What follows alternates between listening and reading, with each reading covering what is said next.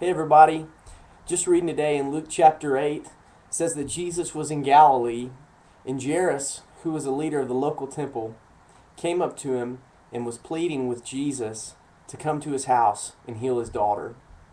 It says his daughter was dying, she was on the verge of death, and of course Jairus, you can imagine the situation, is extremely afraid, he's terrified with the thought of losing his daughter. And he comes up to Jesus and he's pleading with Jesus to come to his house and heal his daughter. And it's kind of amazing the statement that Jesus says to Jairus. He says, "Don't be afraid, just have faith, and your daughter will be healed." And it's kind of funny because Jairus is a reasonable person. Any of us, in that same situation would be stricken with the same amount of terror, would be just afraid and fearful for what would happen. We would be afraid to lose the Bible says she was 12 years old. We'd be afraid to lose our 12-year-old daughter, our precious baby girl, that has so much life to live. The thought would just consume us that I'm going to lose her, she's dying. But Jesus stops and he says, "Jairus, don't be afraid.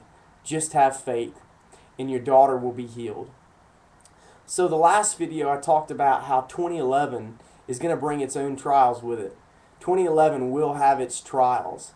But I think as we go through those trials, I think if we can hear Jesus in the back of our minds or in our hearts when we walk through those moments, try to hear Jesus saying, "Don't be afraid, just have faith. You're going to make it through." I think that's the same thing that he would say to us as we walk through that trial. As he said to Jairus, he'd say, "Don't be afraid, just have faith. We're going to get through this. It's going to be okay. I've never let you down before." So that's the thing is remind yourself of the trials that you've made it through.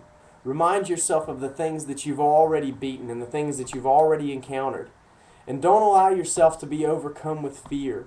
Fear is the opposite of faith. Fear paralyzes us and it stops us in our tracks where we're at and we can't take action.